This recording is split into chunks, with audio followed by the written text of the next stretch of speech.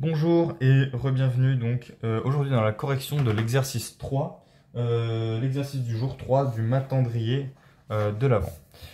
Donc je précise que les titres d'exercice en général ne servent à rien, ils servent juste à détendre voilà, l'atmosphère, alors que d'habitude on fait toujours des exos pour s'entraîner, tout ça, etc. Là ça peut être un peu pour, enfin à la fois pour s'entraîner mais aussi pour le fun. Et donc l'exercice du jour consistait au calcul, enfin, à déterminer la nature de cette somme. Et donc le titre de l'exercice, attention fragile, en l'occurrence, fait référence au fait que, comme le disaient certains professeurs, il ne faut pas utiliser un bazooka pour résoudre cet exercice. C'est un exercice où, en l'occurrence, le bazooka qu'il ne faut pas utiliser, ou que moi je n'aimerais pas voir mes élèves utiliser, c'est la formule de Stirling. Là, si on sort une formule de Stirling du n puissance n sur e puissance n, sur du 3n puissance 3n, sur e puissance 3n, etc. Oh là là, là on s'en sort plus. En plus là il faut le passer à la puissance 3, etc. Il y a du 2 racines de 3n, qu'est-ce que c'est que ça? On se complique la vie. Moi ce que je préfère remarquer c'est qu'ici on a exactement 3n au numérateur et au dénominateur. Je sais pas si on voit très bien là, j'ai l'impression que c'est pas excellent. Voilà. Et en fait, bah, on peut tout simplement écrire ces termes. Donc là, je vais les écrire comme ceci. Donc là, on a du n, n-1, etc. jusqu'à du 1. Il faut que je fasse attention parce qu'en dessous, on a du 3n, 3n-1, etc. Jusqu'à le dernier terme, ça va être du 2n plus 1. Ensuite, ici, on a la même chose en haut. Alors, j'ai oublié les parenthèses ici, il faut que je fasse gaffe. Jusqu'à du 1. Tandis qu'ici, on a du 2n fois 2n plus 1 jusqu'à du n plus 1. Et ici, on a toujours la même chose, sauf que en l'occurrence, en dessous, on a exactement la même chose.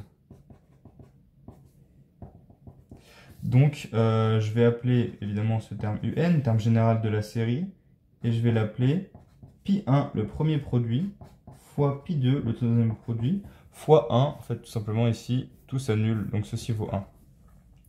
Et en fait, ce qui est marrant, c'est que bah, là, on voit très bien que les termes sont petits, et même plus que petits,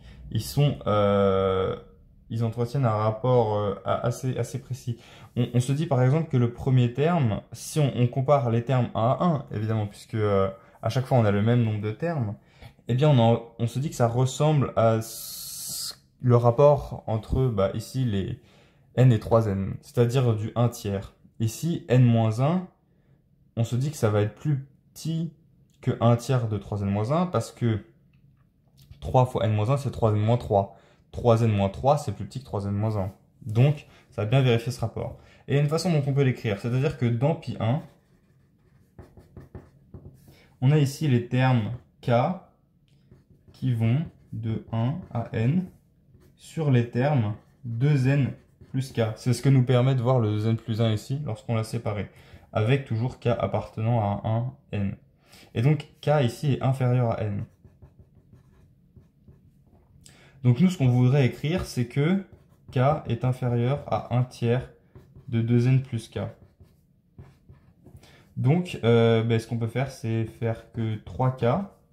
On va montrer que c'est inférieur à 2n plus k. C'est égal à 2k plus k. Ce qui est donc inférieur, puisque k est inférieur à n, à 2n plus k. Et donc, on a conclu cela. Et on a la même chose pour pi2 avec du 1,5. En fait, on va avoir k plus k, donc, va être inférieur à n plus k. Qu'est-ce que j'ai oublié? Oui, si, c'est ça. Donc, on va avoir du 2k inférieur à n plus k. Donc, du k sur n plus k est inférieur à, oups, 1,5. Donc, puisqu'on a n termes à chaque fois, on va avoir un qui est plus petit que 1 sur 3 puissance n fois 1 sur 2 puissance n. Et ça, c'est tout simplement le terme général d'une série convergente.